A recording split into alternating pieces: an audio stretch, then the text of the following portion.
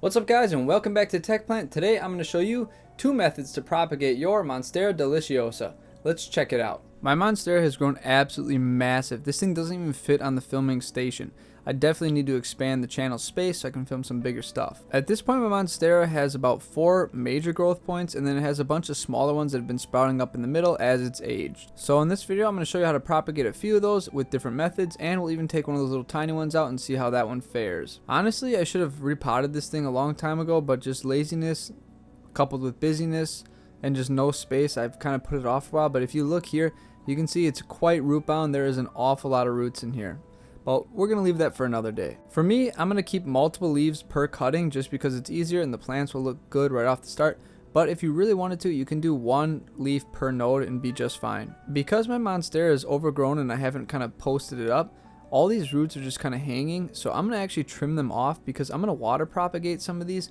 And a lot of these roots that are kind of terrestrial roots or air roots don't do well when you transition them into water, and they can sometimes start to rot. So I'm going to cut them off in advance. Don't worry too much because new roots will come right from these spots. Also, if you're curious what the node is, you can almost bet that there'll be aerial roots coming out of every node, and that's the most important spot because that's where the new growth is going to form with new leaves and new vines. You can use many things to cut this, but I like using a razor blade. These are very thin and very sharp, and they make an absolutely clean cut, so I definitely recommend these. I'm going to make a cutting along kind of the benign part of the stem, and that is between these two nodes. Make sure you're not cutting right down the node or on a leaf somewhere. You have to cut the vine, and you have to keep the actual nodes safe. Thanks to the super sharp skinny razor and me just kind of rotating it around, the cut is absolutely clean. If you look kind of underneath the cut on the vine, you'll see a new growth point starting, and that's kind of exactly where the node is, so that's why you have to keep these nodes. For the first cutting, I'm going to try the water propagation method and see how that works, and later we're going to try a few different others, so stay tuned. However, this container is way too small, so we need to make a much bigger one. I've seen a lot of people propagate things in something with almost like a gooseneck or a thin neck, but don't do that because once the roots start coming out, you might not be able to get it out of the container. I'm going to reuse a water jug because it holds a lot of water so it can get to the height that I need it to get to, and it's a lot of weight to keep this leaf from falling over. I cut it in a specific way to kind of cradle the main branch while giving the leaves a lot of space to kind of sit and not get compressed. You're then going to want to fill the water up so it's past both nodes. In my cutting, I chose to cut multiple leaves, so that means I got more than one node, which means more than one rooting point, which then leads to a much stronger rooted plant because you have 2 spots where the roots will come from. If you do single node cuttings, you only have one area that the roots will originate from. For my next cutting, it looks a little chaotic because there's 2 kind of vines coming from the same spot, so I'm going to take the lower vine and chop that one out. Again, I'm just going to clean my cutting up and chop that giant aerial root. You could actually probably get away with trying and leaving it and seeing what happens, but I'm just going to remove it for ease of fitting into containers, and it just won't get in the way. And just like the last one, I'm going to cut kind of on the vine in a benign area, or just an area that is not the node. Again, you can see the node where the roots kind of come out and the leaves grow from, so pick a spot in between nodes and cut there. For this cutting, we're going to use my favorite propagation material, and that is sphagnum moss. This stuff always does wonders for me, and I never get failed propagations in it, and I just really love it. Especially for aeroids, it seems to work really well. This cutting is a little smaller than the last one, so I can actually fit it in a much smaller cup.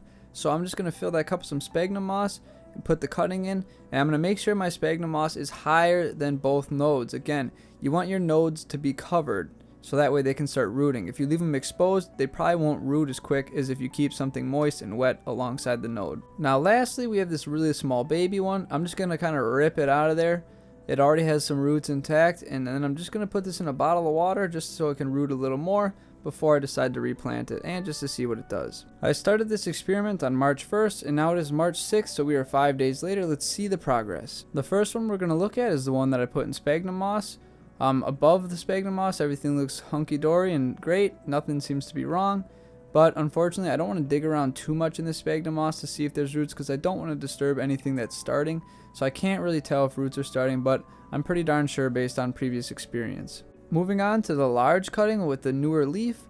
That one's just been sitting in water. Again, it's only been 5 days, and let's take a look. Just from peeking inside the jug, I can already see there are some sort of roots forming.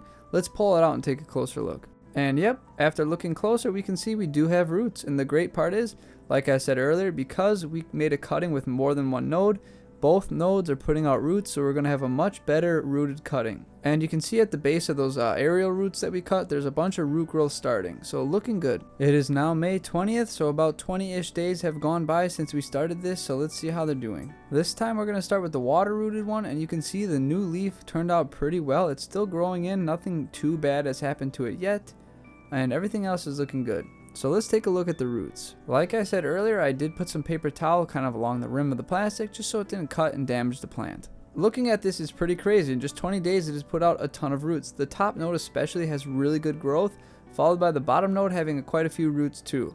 Again, 2 nodes is 2 points of rooting and you got much better luck with it. Let's take a look at the sphagnum moss cutting and let's see how that one's doing. Above ground it looks pretty good. Again, I'm not pulling this one out of the sphagnum moss because I don't want to disturb things, but you can see from the sides of the cups it's got some hefty roots. I mean, those are thick. Look at the size of them, like freaking noodles in there. It's crazy. There's a bunch kind of coiled up at the bottom and there's a bunch kind of hitting the sides. So this one is doing really well, like I expected. Alright, it's been 20 days since you've seen the tiny little baby cutting, which already had some roots, but if you look at it, it's doing pretty well. It's putting out roots again at multiple node points, and it's looking like it's going to be just fine after we yanked it from its mother. Here it's March 26th, and I want to show you a little bit something different. This is the mother plant that we cut from, and you can see where we cut it from, it is putting out new growth. So you don't have to worry about ruining your mother plant when doing this, because it will regrow its growth points and you'll have the same bushy thing in no time. Alright, we are at April 4th, so we are at a little bit over a month, and it is time to pot these puppies up. They've got plenty of root growth, and so let's get started. First, we got to mix up some soil for these things. You don't want to just use regular potting soil because these things like well draining, more barky stuff. These things do grow on and up trees, so they don't just sit in the ground. For me, I'm just using a bunch of leftover soils that I have, so I'm using a little bit of regular potting soil, some cactus mix, orchid mix, orchid bark, perlite, and again some more orchid mix, and that'll get me something pretty close to what I want. Well, after mixing all that stuff together, here's what we have. We've got a nice well draining soil with tons of bark in it, perlite, and other stuff that will allow it to drain well. This will be perfect for the Monstera. Let's start with the Monstera that came from the water. Let's pull it out and take a look at its roots. And as you can see, the roots look fantastic. Here's a thing that people ask a lot. Do you change the water every day? No, I don't change the water at all. In fact, I just top it off when it needs it. Now the next thing is obviously to find a pot big enough to hold this. We want to bury both nodes because they both have good root structure. Again, thankfully we cut 2 nodes, so we have a really good anchor point for our cutting. Once you have your cutting kind of orientated and put in the pot the way you want it, then just fill it up with soil and you should be good to go. If you really want, if you have a long cutting, you could add a stick for support, but this one doesn't quite need it, only to balance it while I get the soil placed around it. And voila, we have a nice potted Monstera cutting, and it looks fabulous just like the mother plant. Let's go take a look at the sphagnum moss cutting and see how well that one did in comparison. Here is the sphagnum moss cutting, so let's get it pulled out of its cup and see how well its roots have done. Just from the initial look, it looks like it did fantastic. There is one gripe I do have with sphagnum moss and rooting cuttings in it. It sticks to the roots quite well and they get a good hold of it, which is why I think it works so well. But it's kind of a pain to remove before repotting, and you have to be a little careful you don't absolutely wreck the roots. But you can be surprisingly rough and get that sphagnum moss out and be good to go and ready to pot it up. Overall though, after getting all the sphagnum moss off, the roots look fantastic. You don't have to worry about getting all the sphagnum moss off. It can be on there a little bit. In fact, a lot of aeroid mixes sometimes have sphagnum moss in it, so don't worry too much.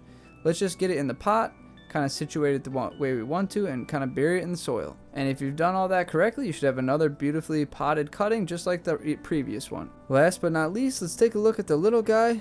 We had him in a water bottle the whole time, and again, I don't change the water when I do my cuttings. I find that it's not really that necessary. Maybe for some people if their water's different, I don't know. But it's got a lot of root growth and it looks good, so we're just going to throw this one straight in the pot just like the others.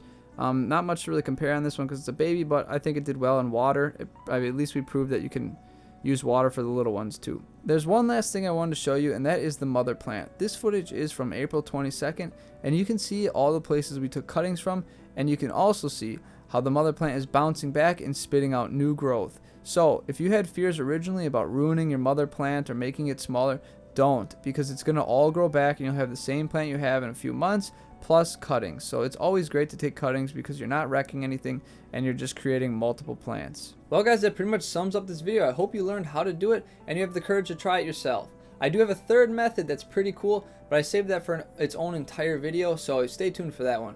As always guys, may your plants go strong and healthy. I'll see you next time.